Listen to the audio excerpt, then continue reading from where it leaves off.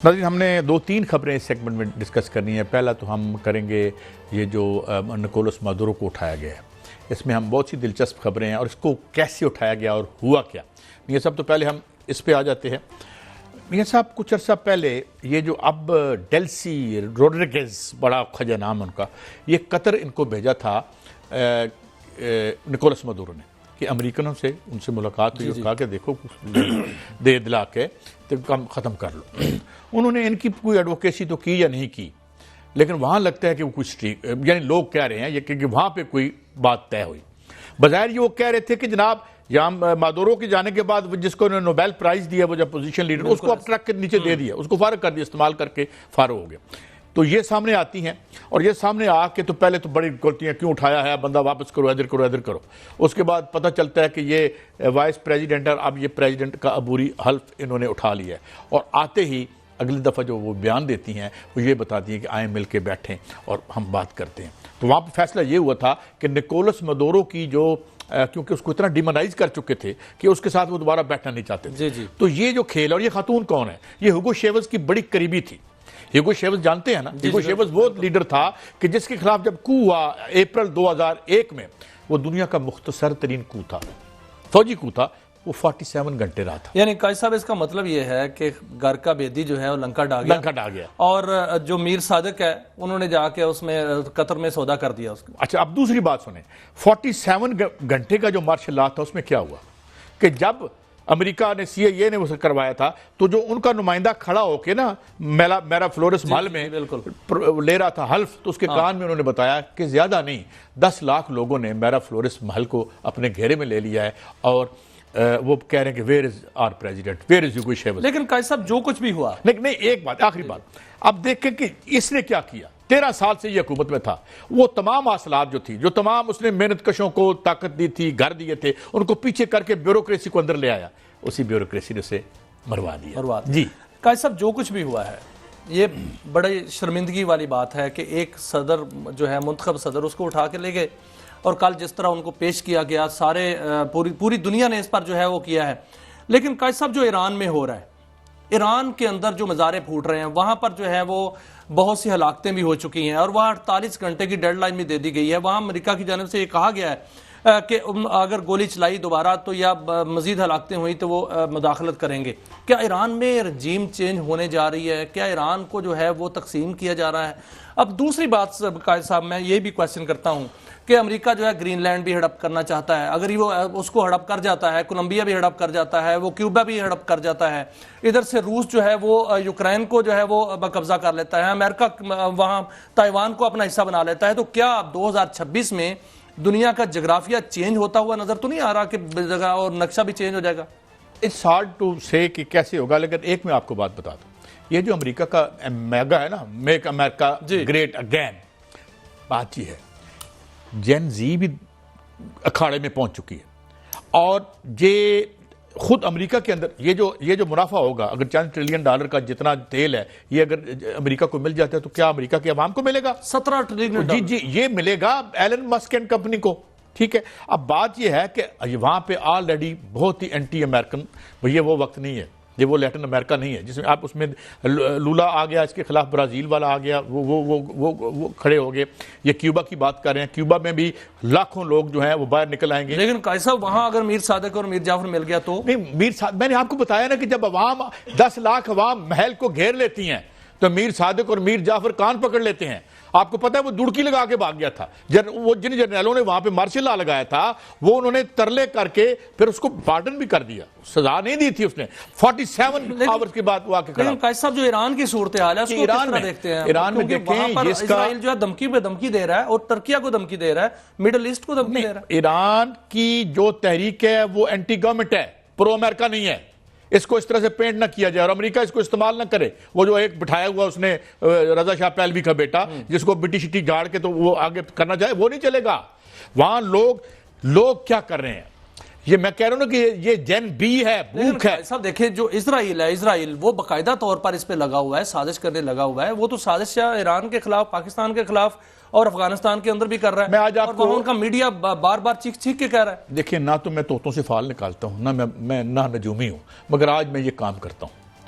आज या कल, और मैं मार्क माई वर्ड्स, आप बहुत जल्दी देखेंगे कि इजराइल में कितनी बड़ी मूवमेंट उठती है वहाँ की रूलिंग इशराफिया के खिलाफ। वहाँ कोई बंदा इस पर बता नहीं रहा। इस वक्त OECD में सबसे जो गंदे फिगर्स हैं जो डेवलप्ड मुल्कों में, वो इजराइल के हैं, और इजराइल में मूवमेंट उठ रही है और ये जंग के जरिए उसको दबा के बैठा हुआ है। तो इजराइल में खुद यही काम होगा जो ईरान में हो रहा है। तो कायद साहब ये तो हो गया आप जरा वतन अजीज की तरफ आ जाए, और वतन अजीज की तरफ आते हैं, कुछ खुशखबरियां हो जाएं तो फिर उसके बाद एक बड़ी चोरी की भी खबर देता हूं। नहीं उसके लिए टाइम ना बचेगा। नहीं कायद साहब, बात दो एक मिनट है। पहली खुशखबरी तो ये है सोलर सार्फिन के लिए, कि सोलर सार्फिन के लिए एक बहुत बड़ी खुशखबरी ये है कि चीन पाकिस्तान के अंदर जो है वो बैटरी का इनकलाब पैदा करने जा रहा है और बर्पा होने जा रहा है। बल्कि ये कंपनियां जो है पाकिस्तान में आ चुकी हैं कि वो बैकअप देंगी एक बैटरीज का, कि दिन को जो है वो सोलर से बिजली पैदा होगी और रात को वो बैटरीज का बैकअप होगा। और बैटरी जो है वो सस्ती तरीन लिथियम बैटरी होगी, जिससे जो है वो अगर आप 10 किलोवाट का सिस्टम लगाया है तो उसमें से दिन को आप खुद यूज करें और रात को उसको जो है वो बैटरी पर ले जाए। लेकिन मुझे डर है, 6000 मेगावाट का हिसाब ऑन ग्रिड है, 12000 मेगावाट ऑफ ग्रिड है। अगर ये सारी की सारी बैकअप पे चली गई तो फिर वापडा की बिजली का क्या बनेगा? नहीं, मैं तो कहता हूं कि फिर ये है कि देखें, हमारे जो प्यारे IPPs के मालकान हैं उन्हें चाहिए कि वो एक बिल लें, 29 तरमीम ला के इस बैटरी पर पाबंदी लगा दें, क्योंकि फिर आपके इनके मुनाफों का क्या बनेगा?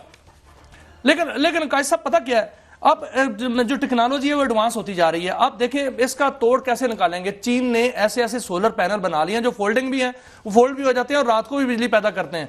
लेकिन साथ साथ आज वजीर आजम की जानिब से खबर आई है, वजीर आजम हाउस की जानिब से, कि बिजली की कीमतों में कमी भी लाई जा रही है मजीद। वो कैसे, एक बड़ा दिलचस्प फार्मूला है।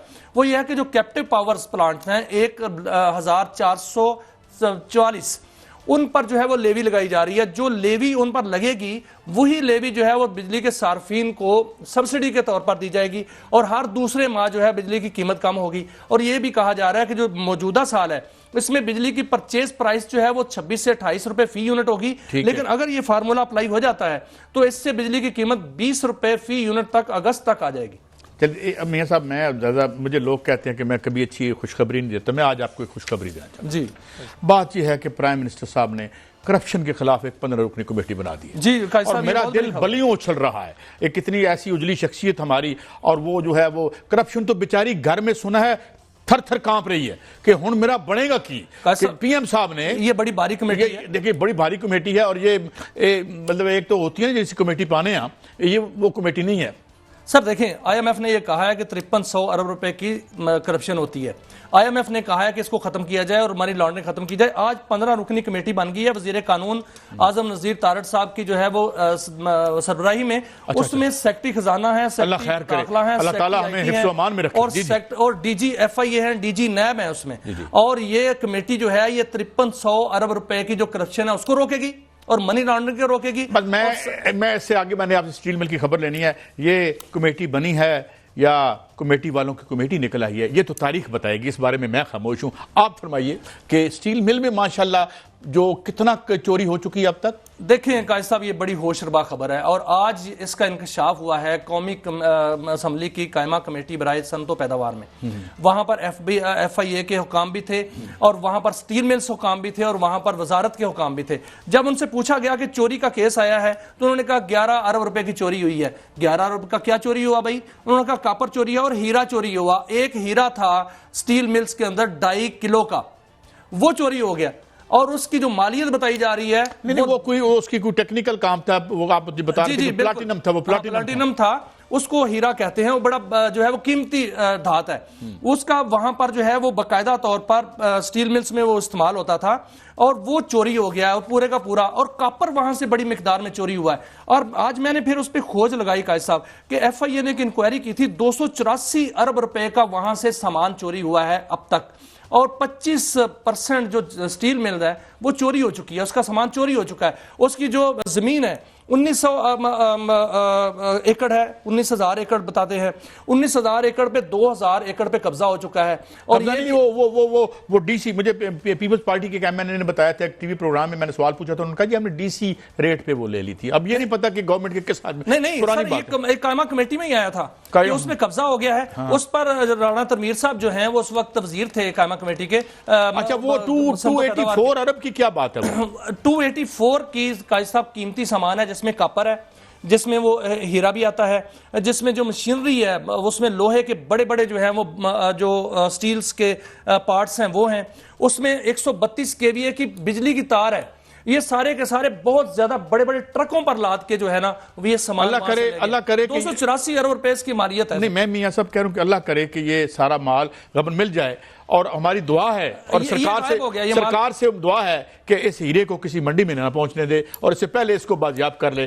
तो ये क्लोजिंग है मेरे ख्याल में। अब तो मियां साहब ये बाकी अब जो हमने अच्छी खबर, अच्छा नहीं अभी क्लोजिंग नहीं है, अभी हमारे पास बहुत टाइम है। तो बात ये है मियां साहब कि ये 25% बताया गया आपके किसी कि जी 25% स्टील मिल जो है माशाल्लाह वो हम ले चुके। तो प्राइवेटाइज करने की क्या जरूरत है, हौली हौली ले लेने हैं। लेकिन सर देखें जब वो भी तो माशाल्लाह ऐसी होता है ना, जब प्राइवेटाइज की जा रही थी तो उस वक्त इसकी कीमत 21 अरब 68 करोड़ रुपए लगी थी, और अब जो चोरी का वॉल्यूम बताया जा रहा है वो 284 अरब बताया जा रहा है। अब देखें कि इसमें कितना पोटेंशियल था इस मिल में जब उसको बेचा जा रहा था। अब उन्होंने दूसरा तरीका ये इस्तेमाल कर लिया कि इसका सामान जो है वो चोरी किया जाए।